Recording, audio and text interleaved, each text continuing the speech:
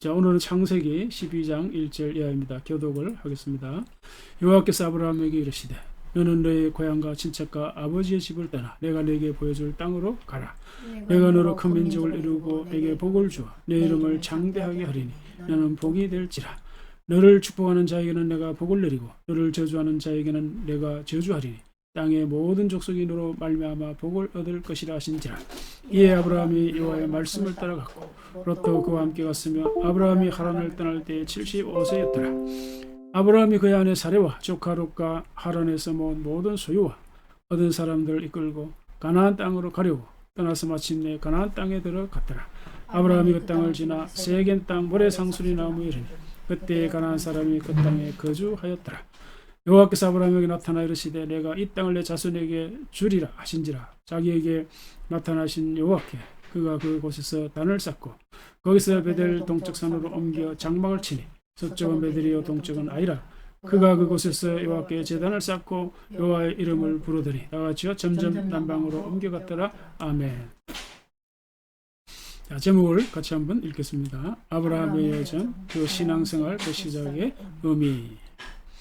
네, 오늘부터 앞으로 얼마 동안 아브라함의 인생 여정을 따라가면서 우리에게 보여주는 다양한 메시지를 알아보려고 합니다. 자, 오늘은 첫 시간으로요. 자, 이런 제목인데, 자, 그리스도인은 누구나 신앙생활을 처음 시작할 때가 있지요. 그래서 믿음 생활을 시작한다고 하는 것이 어떤 의미가 있을까?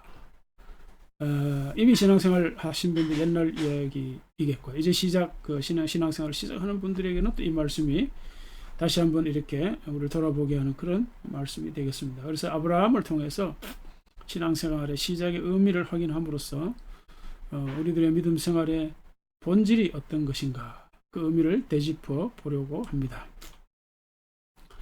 자, 오늘 본문에서 끄집어낼 수 있는 메시지는 다양합니다. 어느 본문이건 마찬가지죠.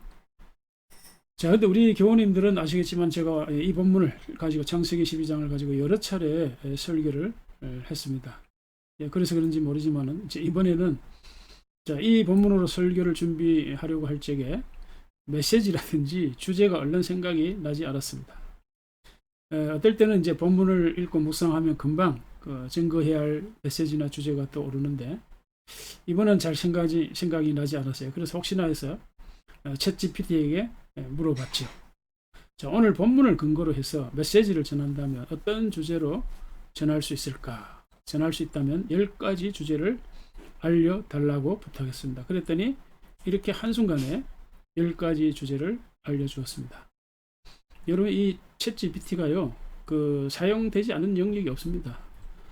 산업 분야나 회사나 글로벌 기업이나 SNS나 신앙생활이나 성경 신학 등등 교육 어떤 분야든지 다 이렇게 활용되고 있어요. 놀랍지 않습니까, 여러분? 자, 그런데요, 이 10가지 주제를 한번 보세요. 여러분 쭉 한번 눈으로 보시면 목사님들이라면 누구나 이런 주제를 끌어낼 수 있는 거죠. 또 이미 이제 많은 목사님들이 이런 주제로 설교를 했을 수도 있고요. 자, 그런데 이제 그 차이는 뭘까요? 이 챗GPT는 한순간에 1분도 안 돼서 이런 제목을 딱 끌어냅니다.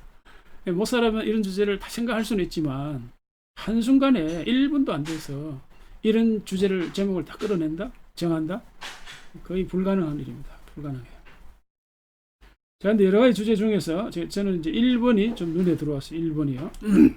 아브라함의 여정, 신앙의 시작. 이렇게요. 저는 주제를 살짝 이렇게 바꾸었습니다. 아브라함의 여정, 신앙생활 그 시작의 의미, 이렇게 의미를 붙였습니다. 의미. 자, 여기에서 말이죠. 더 나갈 수 있어요. 챗GPT와 대화를 더 할 수가 있는데 무슨 말인가 하면은 이런 주제로 설교문을 2,000자로 작성해줘, 3,000자로 작성해줘. 그럼 그대로 딱 해줘. 이것도 순간적으로 해줍니다.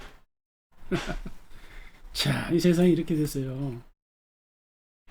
그러나 요거 이제 챗GPT에 부탁해가지고 챗GPT가 만들어준 설교문을 가지고 그대로 읽는다, 설교한다? 저는 아니라고 생각합니다. 그러니까 여기 중요한 게 뭘까요? 목회자의 정직성입니다. 정직함. 그러니까 많은 사람들이 챗GPT를 활용할 거예요, 목사님들이. 그런데 이제 활용할 수 있는 부분이 있고 활용할 수 없는 부분이 있는 거죠. 그러니까 챗GPT에게 3,000단어 혹은 5,000단어 심지어 뭐 10,000단어 다 해줍니다. 해줘요. 근데 챗GPT가 써준 그 원고를 그대로 읽고 전한다면 그거는 그 목사의 설교가 아니잖아요. 챗GPT의 설교지.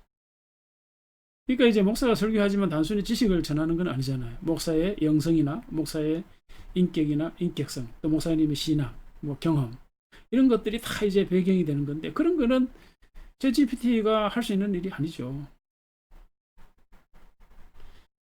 자, 그러니까 이제 이 앞으로 제가 생각하기에는 어떤 목사님들은 이렇게 챗GPT에게 부탁해서 설교문을 작성해서 그대로 복사해서 설교할 수도 있을 겁니다. 제가 보기에는 틀림없이 그런 일이 있을 거예요. 근데 문제는 모르죠. 근데 알 수도 있어요. 이게 챗GPT 설교문을 보면 굉장히 건조하거든요. 건조해요. 보면 이제 어느 정도 이제 많이 활용해본 분들은 아는데요. 근데 이미 독일에서요, 이 챗GPT AI를 세워가지고 예배를 했대요. 여기 6월 13일, 바로 지난달이죠. 6월 13일에 40분 예배를 구상을 해서 실행을 했는데, 이 독일의 신학자 비요나스 짐몰라인 이런 신학자가 구상을 해서 성도들이 참석했어요. 저 화면에 나오는 저분이 목사가 아니고 AI입니다. AI. 예? 자, 그런데 이제 AI가 이제 설교를 하는 거예요. 설교를 하는데 여기 이제 참여하는 사람은 신학자들, 목사도 있고 일반 성도들도 있는데 AI가 한 뭐 20분인가 15분인가 설교를 했어요. 그 설교 내용 중에 언급한 것이 뭘까요? 첫 번째, 성도들이 신앙생활을 잘 하려면 정기적으로 기도하고 교회에 잘 출석해야 된다 이런 말을 했대요. 그래서 사람들이 웃었답니다. 근데 또 하나는 신학자들이 이제 체크한 것이 뭔가 하면 AI는 율법적인 메시지는 전할 수 있지만 복음은 전할 수 없다라는 거였어요. 근데요, 복음도 제가 생각하기에는 앞으로 AI에게 어떻게 질문하느냐에 따라서 복음도 설교할 수 있다고 봐요, 저는. 자, 그런데 이제 AI는 어디까지나 기계잖아요. 사람이 아니잖아요. 근데 사람과 차이점이 뭘까요? 목사인 사람과 영성의 문제죠. 영성이나 인격성 이런 거는 AI가 가질 수가 없죠. AI는 어디까지나 지식입니다. 지식. 그러니까 지식은 많아도 영성이나 인격을 가진다는 그 자체가 불가능한 거니까. 근데 설교라고 하는 거는 그 지식만 전하는 게 아니잖아요. 그 목회자의 인격이나 신앙생활이나 그 신앙생활 제대로 안 하고 설교하면 그게 설교가 아니잖아요. 예. 영성도 부족하고. 자, 근데 이런 이제 논쟁적인 부분은 말하자면 이제 챗GPT를 이제 어떻게 설교자가 활용할 수 있는가 이런 부분이기 때문에 이런 건 이제 여기서 다 언급할 수는 없고 저는 이제 좀 자유롭게 설교하기 때문에 이제 이런 것도 부분적으로 언급하기는 합니다만 일단 이제 오늘 주일 예배니까 이런 거는 별도로 제가 이제 이 챗GPT를 어떻게 설교나 신앙생활이나 예배 활용할 수 있을까 이런 강의가 있을 때 자세하게 이제 전하게 될 것입니다. 자, 오늘 이제 다 됐다고? 이 메시지와 관련해서 다음 얘기로 또 보도록 하겠습니다. 그래서 저는 오늘 설교 주제를 이렇게 정하고 또 나름대로 묵상하면서 그 하위 주제 3가지를 정했는데 첫째는 이겁니다. 익숙한 것과의 결별, 그 다음은 미지의 세계로의 출발, 마지막은 새로운 삶의 큰 방향. 그러니까 이렇게 3가지 메시지를 제가 전하고 마무리해야 되겠다 이렇게 저는 묵상하면서 정했습니다. 근데 이제 이 3가지를 하나하나 확인하기 전에 오늘 본문 배경이나 맥락을 먼저 확인하는 것이 좋겠습니다. 여러분, 이 창세기는 전부 이제 50장까지 되어 있잖아요. 1장에서 11장까지는 이제 일반 역사입니다. 보편사죠. 12장에서 50장까지는 이제 특별 역사, 뭐 이렇게. 왜 그럴까요? 이제 이스라엘을 중심으로 한 이제 이야기가 전개되기 때문에 특별 역사, 이스라엘 나라. 그러나 이제 1장에서 11장까지는 이제 세계 모든 사람들이 대상이니까 만인을 대상으로 한 거고. 자, 그래서 대표적인 것이 이제 11장과 12장입니다. 그러니까 이제 11장은 말하자면 세상 모든 나라 혹은 뭐 바벨탑 뭐 이렇게 상징되고 바벨론 뭐 이런 식으로 상징이 되는데 이 세상 나라를 상징하는 대표적인 사건이죠. 이제 바벨탑이. 그러나 또 가나안, 그러니까 하나님이 아브라함을 통해서 약속하신 이 큰 나라, 그러니까 가나안 땅에 이루어질 큰 나라, 그건 이스라엘 나라고 또 상징적으로는 이제 하나님 나라를 의미하는 거죠. 상징만 있는 건 아니에요. 실제적인 것도 있기 때문에 이제 이런 게 이제 잘 구별이 돼야 되는데. 자, 그래서 이제 하나님께서 이제 아브라함이라고 하는 이제 사람을 세워가지고 이제 이스라엘 나라가 세워지지 않습니까? 그리고 아브라함의 아들 이삭, 야곱, 뭐 요새 이런 인물들을 통해 가지고 결국 이제 창세기 50장까지 이제 스토리가 전개가 되는데 이제 아브라함의 여정이 인생 여정이 있죠. 그러니까 아브라함의 인생 여정을 통해서 나타나는 그런 이 신앙의 중요한 메시지, 그걸 저는 이제 앞으로 얼마 동안 이렇게 확인해 가고 나누려고 합니다. 그러니까 이런 맥락에서 말하자면 그 아브라함의 인생 여정이 전개된다고 하는 것을 기억하시면 좋겠습니다. 그럼 첫 번째로 익숙한 것과의 결별. 그러니까 저는 이제 오늘 예전에 이제 이런 이제 내용으로 메시지를 전한 적이 없어요. 이런 주제로. 그러니까 이제 결국 그래서 목사는 계속해서 이제 새로운 관점에서 이제 메시지를 준비를 하니까. 자, 그래서 이제 오늘 이제 챗GPT를 이제 참조를 해서 같이 이제 묵상하면서 저는 이제 이렇게 세 가지 주제를 정했는데, 자, 이런 메시지를 오늘 본문 어디에서 읽을 수 있을까요? 챗GPT가 꼭 집어준 건 아니에요. 그러니까 이제 저는 힌트만 얻고 혼자 이제 묵상해서 찾는 거죠. 바로 이 말씀이죠. 여호와께서 아브라함에게 이르시되 너는 너의 고향과 친척과 아버지의 집을 떠나 내가 내게 보여줄 땅으로 가라. 예. 자, 그래서 저는 이 말씀을 오늘날 우리에게 주는 메시지로 재해석을 한다면 익숙한 것과 결별하라. 이렇게 저는 정리했다. 이런 말이죠. 고향, 뭐 친척, 아버지 집, 이걸 다른 말로 하면 이제 익숙한 환경이죠. 익숙한 환경을 떠난다는 게 참 쉬운 일은 아닙니다. 그렇다고 뭐 안 되는 일도 아니죠. 근데 이제 익숙한 환경을 떠나는 결정적인 거는 뭐 여러 가지가 있죠. 뭐 타향 공부를 하러 간다, 뭐 또 사업을 하러 떠난다, 뭐 성장하면서 또 결혼을 한다. 그러면 다 떠나죠. 뭐 불가능한 일은 아닌데. 그러나 이제 이것을 우리가 신앙생활에서 적용할 적에 아브라함처럼 문자적으로 또 적용할 수도 있겠죠. 다시 말하면 한 장소에서 다른 장소로 이동하라. 이런 메시지로도 어느 개인에 따라서는 그렇게 적용할 수 있는 거죠. 그러니까 이를테면 이제 아브라함처럼 자기가 살고 있는 그 환경이 뭐 어떤 특별한 우상 숭배나 또 인도의 카스트 제도처럼 보편적이지 않는 그런 어떤 특정 문화나 종교로 인해서 나의 건강한 삶이 불가능하다. 신앙생활을 하기가 참 어렵다. 그럼 떠나야 할 수도 있는 거죠. 자, 또 하나는 이제 이런 것이죠. 지금 내가 일하고 있는 직장이나 학교, 뭐 현재 삶의 자리가 나에게 더 이상 의미도 없다. 성장하는데 도움도 안 된다. 요새 이제 MZ 세대들은 직장에 아무리 혜택이 좋아도 자기 성장에 도움이 안 되면 미련 없이 떠난다고 합니다. 이제 그런 식으로 직장을 이제 이동하는 경우가 많잖아요. 자, 그러니까 이제 오늘 본문 말씀에 근거해서 우리는 이런 이제 시대적 메시지를 읽을 수 있는 겁니다. 물론 이제 나는 뭐 이 환경을 떠나지 않고 이 자리에서 결판을 내겠다. 그러니까 내가 사는 이곳에서 주변을 변화시키는 선한 영향자로 살겠다. 뭐 그렇게도 또 적용할 수도 있어요.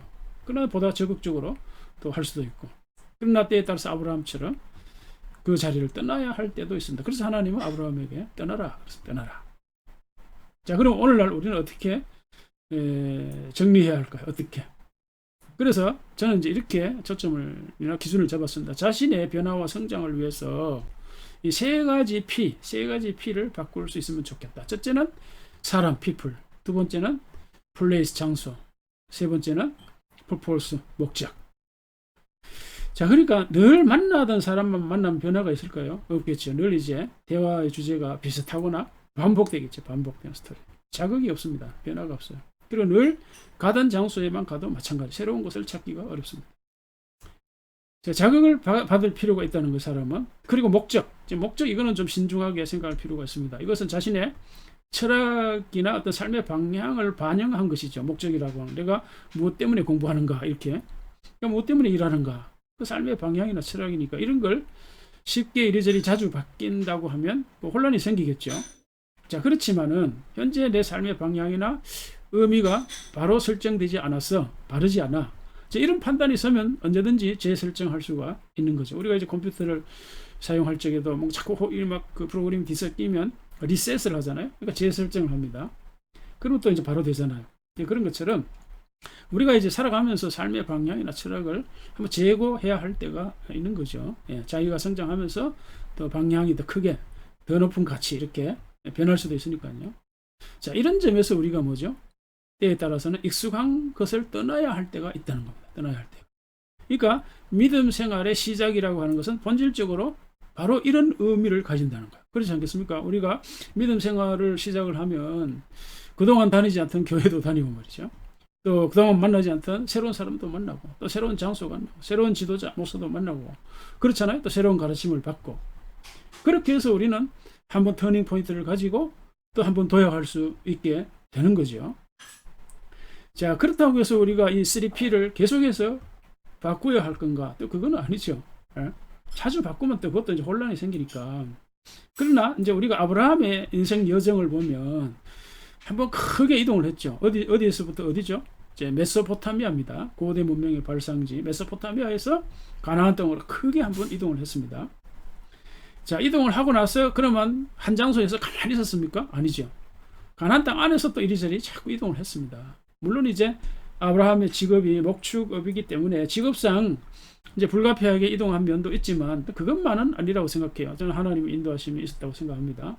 심지어 이제 애국까지 갔잖아요. 감으로써.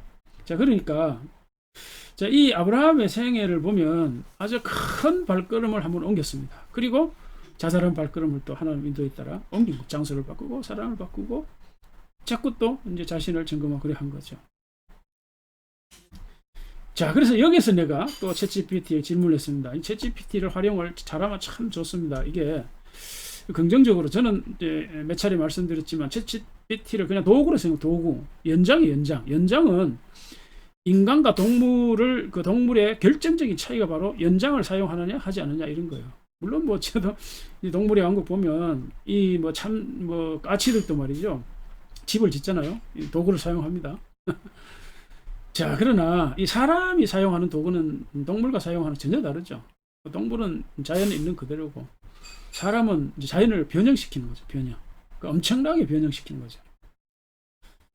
자, 그래서 도구를 우리가 이제 사용할 수가 있는 건데 뭐 스마트폰, 컴퓨터 다 도구죠. 뭐 마이크 이런 거 뭐 다 도구잖아요. 교회가 뭐 이런 거 이제 부정적으로 문제가 많다고 저는 생각합니다. 사고방식에 문제가 있다 이 생각합니다. 자, 어쨌든 자, 챗GPT에게 여기서 질문하는데 어떻게 질문하죠? 이렇게 했습니다. 자, 이 나의 변화와 성장을 위해 3P로 사람과 장소를 바꾸고 목적이나 삶의 방향을 제고할 것을 이제 나는 주장했다는 거예요. 자, 그런데 챗GPT 너는 사람의 변화와 성장을 위해서 주장할 수 있는 3P가 무엇인지 알려줘 그랬어요. 그러니까 순식간에 3P를 이렇게 얘기했습니다. 뭐죠? Possibility, Progress, Process, Follow-up, Persistence. 자신의 변화와 성장을 위해서 뭐가 필요하다고? 첫 번째, Possibility. Possibility가 뭐죠? 가능성이죠. 어떤 가능성입니까? 성장할 가능성, 변화할 수 있는. 나는 지금보다 더 성장할 수 있다. 나는 지금보다 더 변화할 수 있다. 여러분, 아브라함이요. 물론 이제 처음부터 믿음으로 출발했지만 아브라함도 갈수록 믿음이 성장한 거죠. 자, 여러분 누구나 다 마찬가지죠. 사업도 마찬가지고 공부도 다 마찬가지입니다. 자, 그래서 첫 번째 P가 possibility, 두 번째는 뭐죠? progress. 그러니까 우리가 뭔가 성장하려 그러면요, 어떤 일정한 괜찮은 과정이 필요합니다. 과정이 없이 성장할 수 있는 거는 아무것도 없어요. 사업도 마찬가지고 뭘 공부도 마찬가지. 다 과정이 필요합니다. 과정이 필요할 뿐만 아니라 팔로우업을 해야 돼요. 그 과정을 자꾸 이렇게 체크를 하고 내가 제대로 이 과정을 하고 있는지. 제가 사실 SNS 활동을 해보니까 제일 약했던 부분이 바로 이 프로세스 부분이에요. 프로세스. 과정 이걸 지속적으로, 근데 저는 이것저것 지금 많이 했습니다. 그러나 앞으로 이제 발전시켜야 될 부분이 프로그레스. 꾸준하게 한 분야에서 계속 이걸 팔로우를 하면서 프로세스를 밟아 나가야 됩니다. 그 다음 지속성. 그렇죠? 조금 하다 말아버리면 이 성장이 가능할까요? 안 되는 거죠.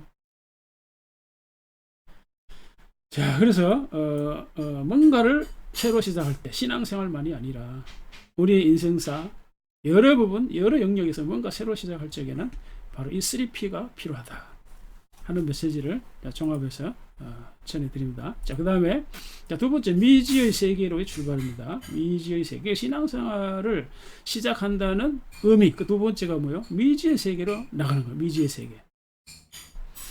자, 이와 관련된 구절이 뭘까요? 이거죠. 내가 내게 보여줄 땅으로 가라 그랬습니다. 자, 이 구절을 보면 이제 오해할 수가 있어요. 왜요?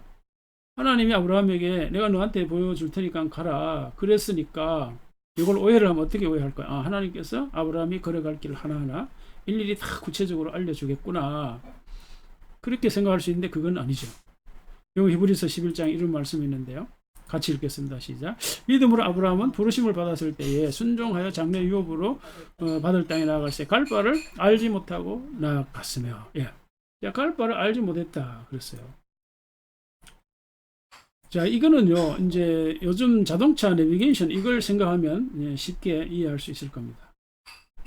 내비게이션이 나오지 않았을 때, 내비게이션이 없었을 때, 지금 이제 이 시대 아이들은 이런 걸 상상할 수가 없죠. 저희들은 이제 이런 걸 다 경험을 했잖아요. 나이 든 사람들은.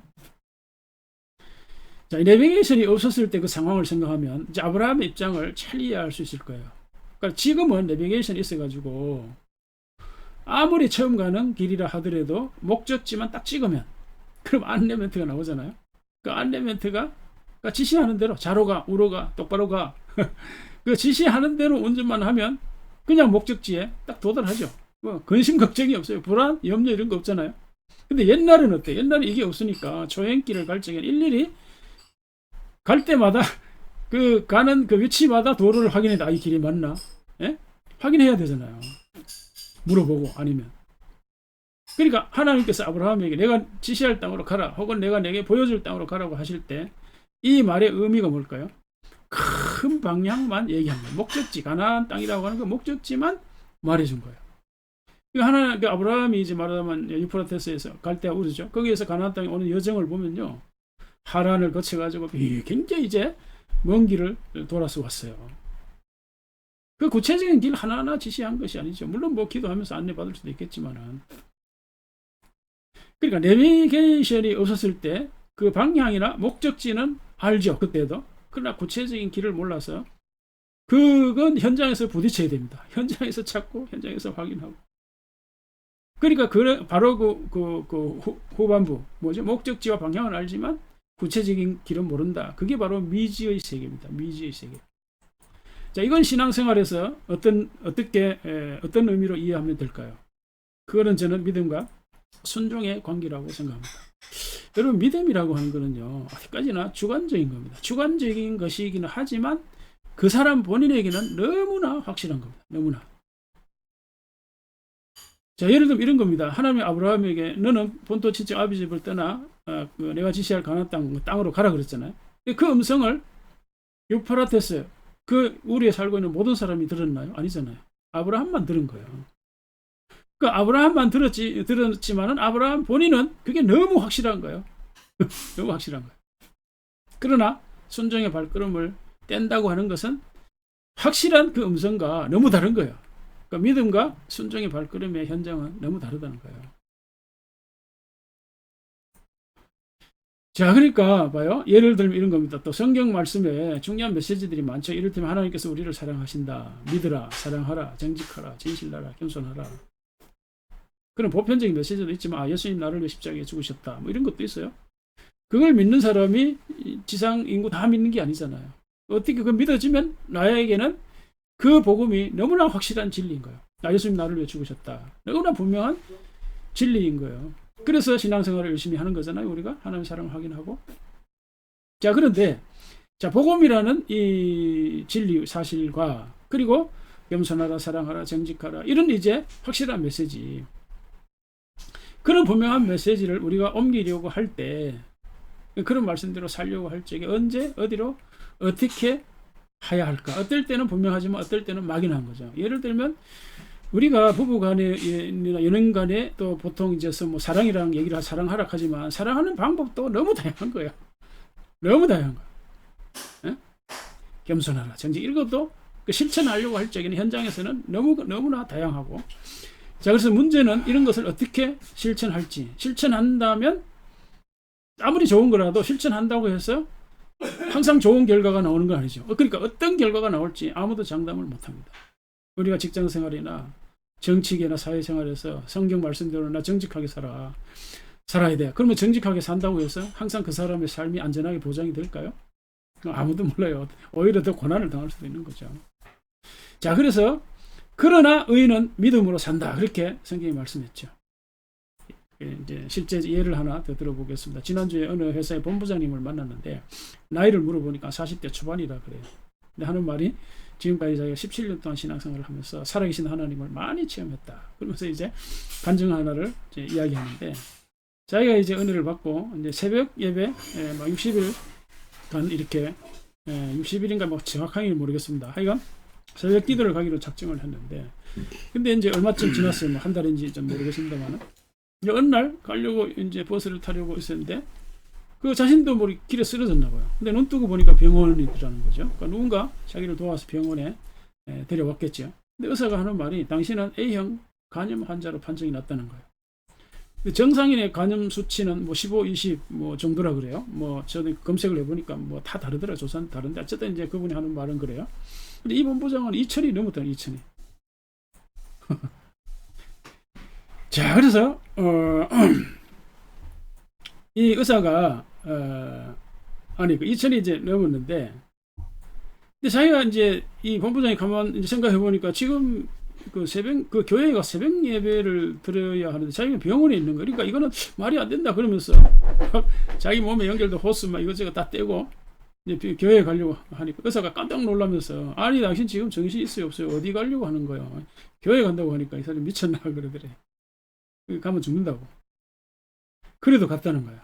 그래서 늦었죠. 늦어서 혼자 예배 드리고 다시 병으로 돌아오는데, 그러니까 이제 엄청 이제 힘들게 이제 갔다 왔다 그래요. 근데 또 이제 하루 이틀 지나고는 주일이 됐습니다. 근데 주일 예배 또 예배 드려야 되지. 새벽 예배도 그렇게 열심히 드렸는데 주일 예배 안 드린다는 거 말이 안 되잖아. 이 사람 입장에서는. 또 의사가 말리는 거야. 말리거나 말거나 또 갔다는 거죠. 엄청 힘들었대요. 오전 예배 11시 드리고 오후 예배까지 드리고. 근데 다시 병원으로 돌아오는데 왠지 모르게 자기 몸이 그렇게 가볍더라는 거야. 가볍다. 근데 병원에 와서 간염 수치를 재보니까 2000에서 500으로 확 줄었. 의사가 깜짝 놀라면서 하는 말이 이거는 뭔가 기계적인 오류가 생겨서 그럴 수 있다. 그러다. 그래서 오후에 다시 재보자는 거야. 오후에 재보니까 또 막 200, 300으로 떨어지고 또 재니까 또 떨어지고. 그리고 의사가 그걸 보더니 도저히 자기로서는 이거는 이해가 안 된다. 도무지 있을 수 없는 일이다. 그러더라는 거야. 그러니까 자신의 그 신앙에 따라 믿음 생활을 할 적에 어떤 결과가 생길지는 아무도 없어요. 이 사람이 길에 쓰러져 죽을 수도 있었겠죠. 근데 또 누구의 도움을 받아서 병원에 가고 또 간염 그 수치 이런 것들이 그렇게 높음에도 불구하고 또 이제 교회에 갔죠. 가다가 죽었을 수도 있죠. 그러나 어쨌든 저 은혜로 살았습니다. 그러니까 이 사람을 보세요. 뭐죠? 왜 이 사람이 이렇게 행동했습니까? 무모한 행동을 했을까요? 그러니까 정상적인 사고방식으로는 이렇게 할 수가 없어요. 근데 본인에게 있어서는 이렇게 무모하게 행동하는 이거 자체가 무모한 게 아니죠. 너무나 당연한 거예요. 왜요? 자기는 하나님의 살아계심을 믿었고 또 하나님의 약속한 것이 있고 자기는 이대로 죽어도 좋다. 그런 생각까지 했대요. 예. 그러니까 나중에 이제 아브라함의 믿음 생활을 보면 이제 이삭을 바칠 때 그때 우리가 연결될 수도 있겠습니다만은 이 믿음 생활은 본질적으로 주관적인 거기 때문에 그러니까 주변에서 볼 적에는 소위 말하는 광신도로 보일 수밖에 없는 거예요. 그럴 수밖에 없어요. 그거는요. 자, 그러나 이제 제가 오늘 이 말씀을 통해서 드리고 싶은 메시지가 뭐라고요? 두 번째. 자, 믿음 생활의 시작은 미지의 세계로 들어가는 거예요. 미지의 세계. 우리가 알 수 없는 세계로 들어가는 그 결과가 내가 말씀에 따라 믿음 생활을 할 적에 어떤 결과가 생겨날지 그건 아무도 모른다는 거예요. 그런데 대부분 이걸 이제 미지의 세계를 아무리 이렇게 좋은 걸로 포장을 하고 축복 이런 걸로 포장을 해서 그 전하기 때문에 믿음 생활의 본질 혹은 믿음 생활 시작의 의미의 본질이 자꾸 퇴색이 돼요. 그게 문제예요. 그걸 우리가 붙잡아야 되는데 그걸 놓칠 수 있는 겁니다. 그러니까 믿음 생활의 시작은 뭐죠? 본질이 뭘까요? 본질이 아브라함처럼 하나님 아브라함에게 말씀할 때 아브라함이 반응한 것처럼 어디로 가야 될지 모르는 거예요. 갈 바를 모르는 거예요. 그 말은 내가 믿음 생활의 발걸음을 옮길 적에 어떤 결과가 생겨날지 어떤 상황이 벌어질지 모른다는 거예요. 모른다는 거예요. 물론 알 수 있는 것도 있어요. 근데 모른다고 하는 부분, 미지의 세계라는 부분은 우리 신앙생활에서 상당히 많이 놓치고 살아가는 부분이 아닌가, 이런 메시지를 드리는 거죠. 그래서 우리 믿음 생활을 시작하면 언제나 항상 좋은 미래만 열려있는 것이 아니다. 때에 따라서는 좋지 않은 미래도 나에게 닥칠 수도 있다는 것. 그걸 우리가 근본적으로 받아들여야 된다는 것. 이것이 바로 믿음 생활의 시작의 의미. 그런데 믿음 생활의 시작의 의미만 그럴까요? 아니죠. 우리 인생 자체가 똑같아요. 우리 인생의 미래에 어떤 일이 일어날지 누가 압니까? 사업을 시작할 적에 그 사업의 결말이나 과정에서 어떤 일이 일어날지 누가 압니까? 직장 생활도 마찬가지고 결혼도 마찬가지예요. 다 연애할 때는 다 좋죠. 다 좋은 것만 핑크빛 미래만 생각하지만, 그러나 실제 우리가 살아갈 때는 우리가 생각한 것과 전혀 다를 수가 있는 거예요. 우리 인생의 본질이 그렇고 신앙생활의 본질이 그런 거예요. 아무도 우리의 미래는 예측할 수 없다. 그런 특성이 있다는 것을 우리가 믿는 사람이 감안해야 되는데, 너무 지나치게 한쪽으로만 축복이다, 잘 된다 이렇게만 하니까 이게 이제 신앙생활에 많은 부작용이 발생할 수가 있습니다. 자, 마지막으로 새로운 삶의 큰 방향입니다. 자, 이거는 구체적으로 이 말씀에 근거한 거죠. 같이 한번 읽겠습니다. 내가 너로 큰 민족을 이루고 내게 복을 주어 내 이름을 창대하게 하리니 너는 복이 될지라. 너를 축복하는 자에게는 내가 복을 내리고 너를 저주하는 자에게는 내가 저주하리니 땅의 모든 족속이 너로 말미암아 복을 얻을 것이라 하신지라. 아멘. 자, 이게 뭘까? 이게 바로 새로운 삶의 큰 방향. 그 방향이 뭐 첫째는 큰 민족. 큰 민족을 제가 여러 차례 설교했습니다. 뭐라고요? 큰 나라다. 원어는 큰 나라다 말씀드렸죠. 큰 나라는 사실 이스라엘 나라가 뭐 큰 나라입니까? 오히려 우리나라만도 못한 조그마한 나라인데, 그러니까 이스라엘 나라로 성취가 됐는데 아브라함에게 약속한 것이 그게 뭐죠? 하나님의 나라를 상징하는 거죠. 하나님 나라. 궁극적으로는 하나님 나라를 상징하는 거죠. 자, 그 다음에는 뭐죠? 축복이죠. 축복과 창대한 복을 주어서 내 이름을 창대하게 하겠다. 크게 하겠다. 자, 마지막에는 뭐죠? 바로 땅의 모든 족속이 너로 말미암아 복을 얻을 것이라. 이 구절을 보통 축복의 통로가 되게 하시겠다 이렇게 해석하죠. 좋아요. 뭐 그럴 수 있죠. 자, 이것이 바로 아브라함의 삶의 궁극적인 방향이고요. 믿음 생활을 시작하는 본질적인 의미, 그 방향 이겁니다. 자, 이런 방향과 목적이 있지만 경우에 따라서는 삶의 현실에서는 미지의 세계, 미지의 현실이 있다는 것을 우리가 기억해야 한다는 것입니다. 그래서 이걸 한마디로 말하면 뭘까? 이걸 하나님 나라 모습, 하나님 나라 시민의 모습, 하나님 나라 시민의 삶의 모습이다. 이렇게. 무슨 말입니까? 우리가 삶의 철학이 굉장히 중요한데, 삶의 철학이 바로 삶의 목적과 관련된 것이고 삶의 방향과 관련된 것이죠. Why에 대한 대답입니다. 내가 왜 살아야 하는가? 왜? 무슨 목적을 두고 살아가는가? 이거예요. 자, 근데 여기에서 가장 중요한 것이 뭘까요? 저는 이거라고 생각합니다. 너는 복이 될지라. 자, 이 부분을 많이 놓치는 것 같아요. 이 부분이 중요합니다. 하나님 나라 시민의 복의 본질을 말하는 거 뭘까요? 대부분 하나님 나라 축복을 뭐 물질적인 축복, 뭐 잘 된다, 번성한다, 번창한다, 시작은 미약하나 나중은 창대할 거다, 높은 건설나 지위, 물론 그거 다 복이죠. 그러나 성경에서 말하는 본질적인 복은 그게 아니고 뭐죠? 우리 자신, 아브라함 자신이 복이 되는 거예요. 자신이. 믿습니까, 여러분? 그게 중요합니다. 내 자신이 복이 아닌데, 물질을 많이 가지면 어떻게 될까요? 그 복되게 사용할 수 있을까요? 나에게도 복이고 다른 사람에게도 복이 되게 그렇게 사용할 수 있을까요? 내가 복이 아닌데, 내가 말썽인데 높은 권세를 가졌다고 그게 복이 될까요? 아니잖아요. 그러니까 성경에서 말하는 복의 본질은 바로 우리 자신이, 내가 복이 되게, 내가. 그러니까 하나님은 아브라함 자신을 복이 되게 하는, 그게 바로 복의 근원인 거죠. 복의 근원. 자, 그러니까 이 기독교의 축복관이 이제 그런 면에서 아주 잘못됐는데, 그러니까 물질관, 지위, 높은 지위, 뭐 성공, 뭐 이런 거요.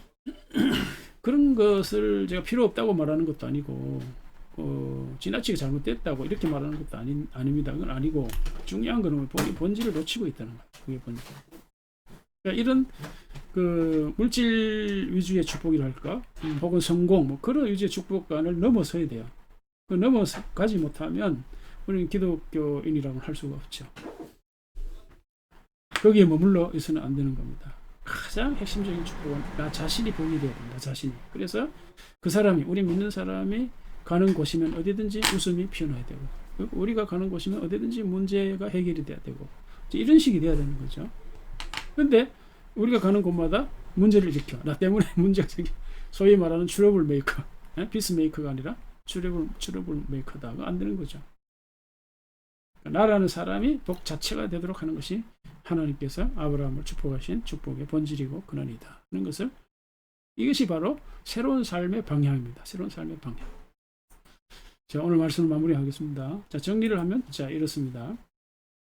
자, 믿음 생활을 시작한다는 의미가 뭘까? 이제 우리 세 가지를 생각하죠. 물론 뭐 다른 것도 있겠죠. 있겠지만은, 자, 오늘 본문을 근거로 해서 이 세 가지로 정리를 했습니다. 생각했습니다.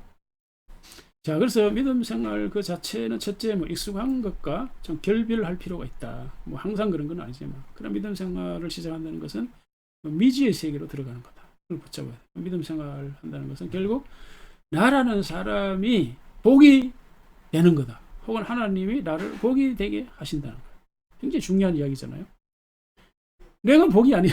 내가 어디 가도 말썽꾸러기야. 예? 그게 무슨 축복, 그가 가진 것이 뭐가 축복이 되겠습니까? 자, 저는 이제 2년 반 전에 SNS 활동을 시작했는데요. 여러 가지 새로운 걸 많이 배웠어요. 새로운 활동도 하고. 근데 이제 설교를 준비하면서 드는 생각이 바로 이 믿음 생활 시작의 특성과 너무 이게 딱 들어맞는 거라는 걸 생각하게 됐어요. 그렇잖아요. 믿음 생활의 시작의 세 가지 특성, 의미, 이걸 이제 확인했는데, 이것도 이제 마무리 설교를 준비하면서 이렇게 연결이 된 거예요. 저는 이제 늘 설교를 준비하면서 하나님의 인도를 구하는데, 그러니까 설교를 준비하는 과정 자체가 하나님의 인도를 구하는 거죠. 그러면서 이제 설교문을 정리를 해 가는데, 자, 그래서 지난주에는 또 제가 새로운 일을 하나 이제 시작을 했습니다. 제가 뭐 이걸 구체적으로 말씀드리기는 그렇고, 나중에 뭐 기회가 되면 또 언젠가는 말씀드리겠습니다만, 어쨌든, 자, 이것도 제 새로운 일을 하나 시작했는데, 가만히 생각해 보니까 이것도 마찬가지예요. 그러니까 익숙한 것과 결별한 거죠. 그죠? 제가 새로운 걸 시작했으니까. 또 미지의 세계로 들어간 거죠. 앞으로 새로운 일을 시작해 여기에서 어떤 일이 일어날지 저는 모르겠어요. 예? 그러니까 본질적으로 하나님은 나를 복되게 하는 거다. 나 자신을.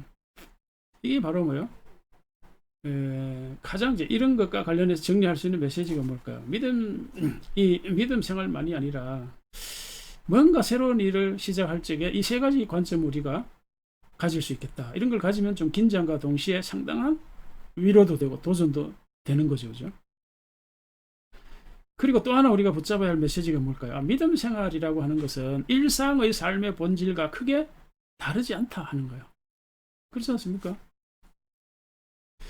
자, 그래서 이게 너무 우리가 이 믿음 생활을 일상의 삶과 분리하는 것은 나는 문제가 있다고 생각합니다. 이거는 이제 헬라 이원론의 영향입니다. 물론 구별해야 될 부분이 있지만은 이걸 딱 갈라가지고 믿음 생활 따로, 일상 생활 따로, 이거는 문제가 많은 거죠.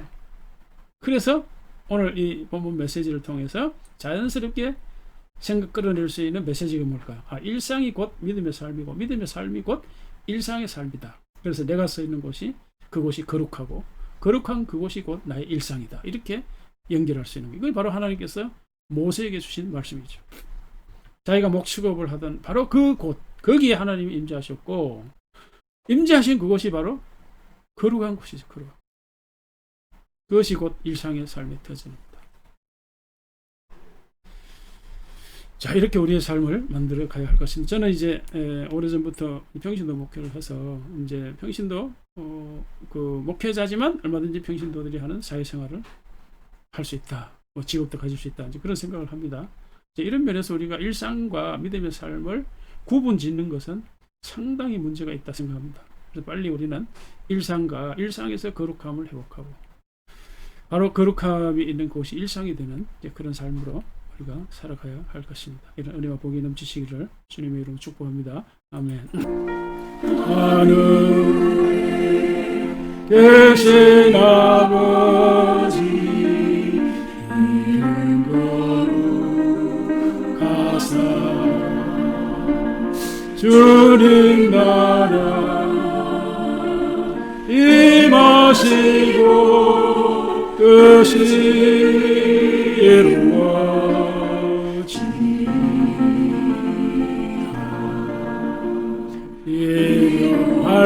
인하신 주시오 우리들의 근죄다 용서하시고 또 시험에 들리시고 땅에서 구원하소서. 회개 주의 나라 주의 권세 주의 영광